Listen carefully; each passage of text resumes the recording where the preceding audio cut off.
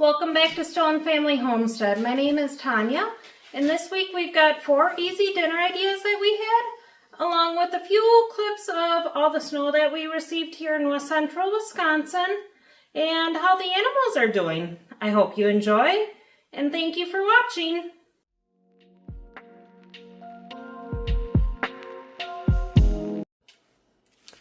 Tonight for dinner we're going to make lazy lasagna, and here's everything that I'm going to use to make it. I've got some jarred tomato sauce, ground Italian sausage, pepper, onion, garlic, frozen raviolis, and a mixture of cheese.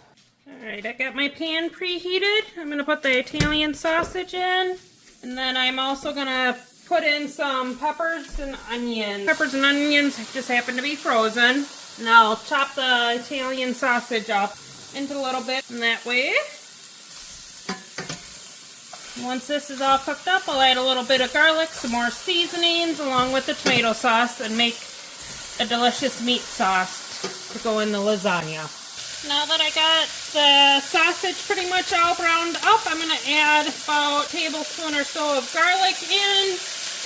Yes, I am using the garlic, along with some Italian seasoning, probably a good teaspoon or so, and some oregano. Because the tomato sauce that I'll be adding isn't seasoned, so I want to make sure that everything is well seasoned so it tastes delicious. And yes, there are brown bits on the bottom of the pan that will come up with the tomato sauce. I'm just quick stirring. So the garlic has about 30 seconds to cook before I add the tomato sauce in. I'm going to stir this quart in first and get all those good brown bits of flavor up, because that will make the sauce taste even better. Get it mixed in, let it simmer for a little bit so all the flavors can mix and meld together and create a good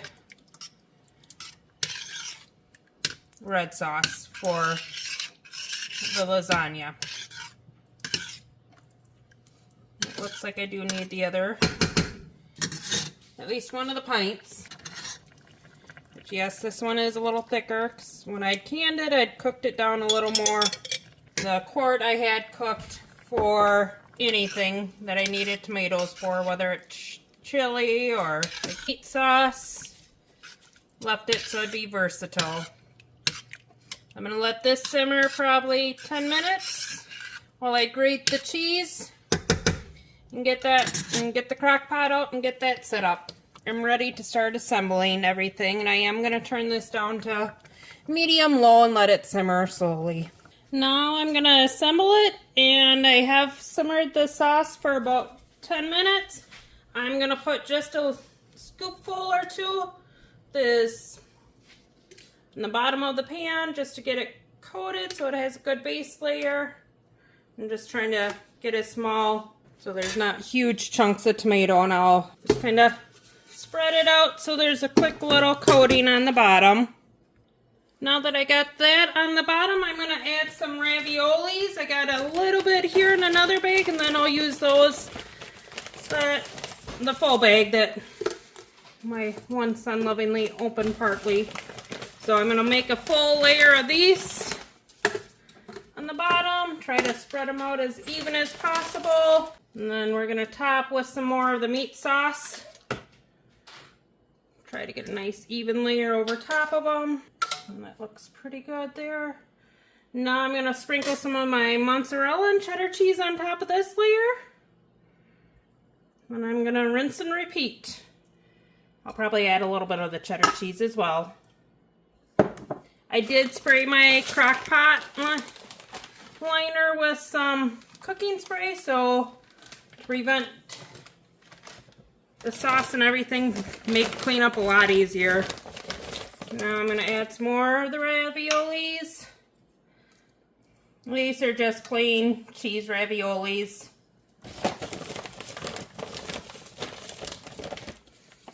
And I'll continue doing this until I've used up all the sauce and or cheese or it looks full enough for our family for dinner tonight. I'll bring you back once I'm done layering all these up and show you what it looks like then. Alright, I ended up doing 3 layers of the frozen raviolis. And I did put a little extra cheese on top. Now I'm going to cook it on high. It'll probably only be 2.5 to 3.5 hours. I'll cover it and I'll bring you back once we're done. Here's what it looks like once it's all complete. The cheese is all melted, and then I'll show you once I have some dished up for us, and we're going to have it with garlic bread. And here's what it looks like all dished up with a piece of garlic bread. Here's everything that I'm going to use tonight to make our dinner. It will be a zucchini taco skillet. Let me chop up the zucchini. I'll dice those. I'll dice up the bell pepper and the onion. Once I get that completed, I'll bring you back to continue on. Now that the burger is all browned up, you want to add your peppers and onions. And I did chop up seeded jalapeno too to it. Ooh, wow. And then you'll want to stir that and cook it until the onions are softened and the peppers are as well. And then we'll add the zucchini in and cook that a little bit. Now that the peppers and the onions have sauteed for a few minutes, we are going to add the zucchini in. It is all diced up. The taco seasoning. Ooh, taco seasoning. And you should always open your taco seasoning over your pan, just in case you spill. now we're going to add in a pint of tomato sauce and stir it together.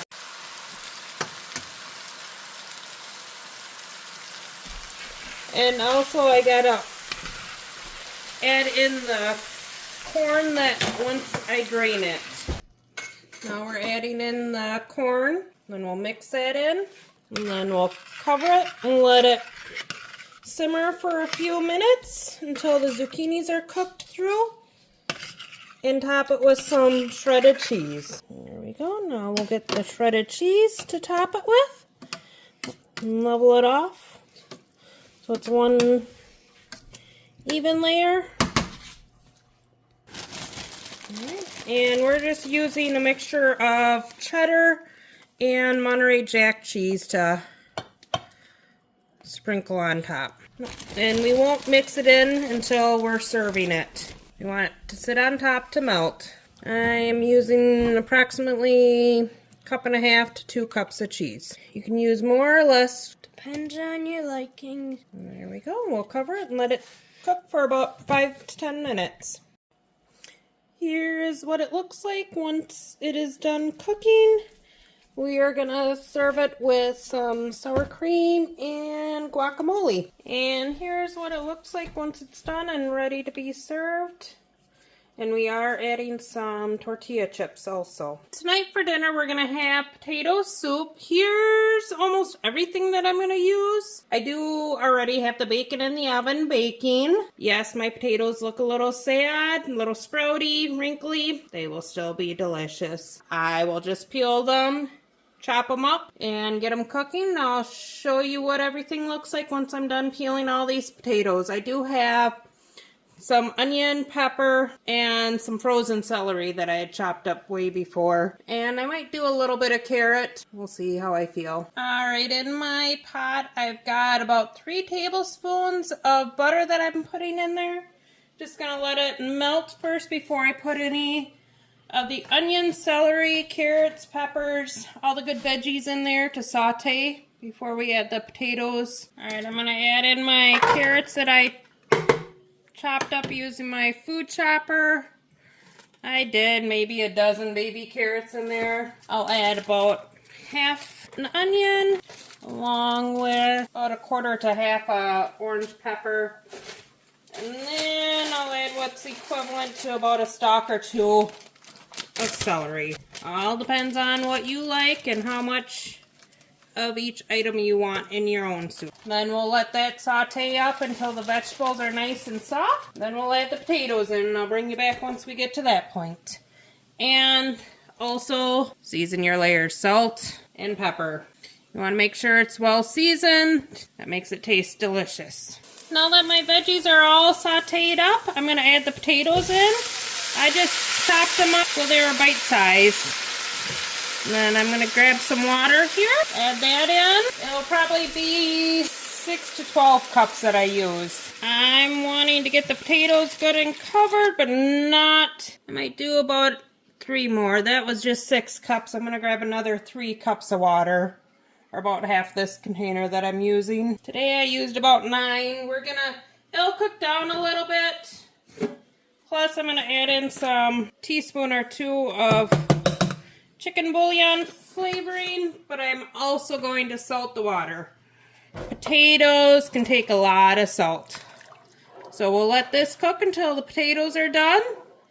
Fork tender, and then we'll finish it up. By then the bacon will be done in the oven, chopped up, and we'll add some milk, thicken it up, and serve it up. It'll be delicious. Now that the potatoes are cooked, I'm going to chop up the bacon. I've got about 10 slices here. I'm going to chop and crumble up into it. You could even use the bacon bits from Walmart. I've done that before in here. And then once I get this in, stir it around, we will add some milk and then thicken it up as well. Now that I got all the bacon chopped up, I'm going to add a little bit of a cornstarch slurry that I mixed up. Get that in there. Stir it all around, and then I'll add the milk in. If you want to go dairy free, you don't have to add milk. I personally like it with the milk in, and we'll probably add a little bits of cheese too. I'm only going to add about a cup or so of milk. No, I'm not going to measure it, but that much just to make it a little creamier. Alright, I have a couple of cheese chunks. I'm just going to break it up into little pieces, and then just add that in. It'll melt, and then we'll mix it in. And here's what it looks like all finished. I did garnish it with a little extra shredded cheese, bacon bits, and green onions. Enjoy! Tonight for dinner, we're going to have a Meatlovers pizza skillet. Here's everything I'm going to use. I will bring you over to the stove and start browning up the hamburger with the pepper and onion. Alright, I got my hamburger in the pot browning. I'm going to add half a bell pepper, half an onion, and then I'm going to season it up with salt, pepper, and garlic. Season it to how much you and your family likes. And also I will be adding some Italian seasoning. That'll do about a teaspoon or so. And unfortunately my burger isn't all the way thawed out. So I've got to put the cover back on, let it steam up a little bit. A little late taking some meat out for dinner, but once it's finished thawing out, I will bring you guys back and we'll continue on. Now that my hamburger's all browned up, if yours is a little greasy, go ahead and take that off. Mine was very lean. I'm going to add the jar of marinara sauce in, along with the 2 sausage patties and some pepperoni that I chopped up, 2 cups of roasted rice, and then 2 cups of chicken broth. And we're going to stir everything in, get the rice so it's all covered and coated, and all the pepperoni and sausage mixed around. That way everybody gets some of it. And then we'll top it with some mozzarella cheddar cheese and some pepperoni on top. And then we'll put it in a 350-degree oven for about 10 to 15 minutes. You can add as much cheese and pepperoni on top as you would like. Here's what it looks like before we put it in the oven. Yes, we're still getting plenty of snow here in west central Wisconsin. Hope everyone is safe and take care. He's trying to keep the driveway cleared for us, but as you can see, we've got quite the drift in front of our garage and truck. But thankfully the four-wheeler has been able to take care of most of it. And this is how we end up having to feed the animals, is making lots of trails. So, checked on the chickens already. They're doing great. As I said, our couple chickies are doing great. They're happy They got food, they got water, a little bit of light for warmth. And so are the sheep. They're enjoying the hay. The little ones are loving it too. They're hiding on the other side though. But they're doing all good. Even with the snow, they've got their wind block. Everybody's happy, healthy, and loving life.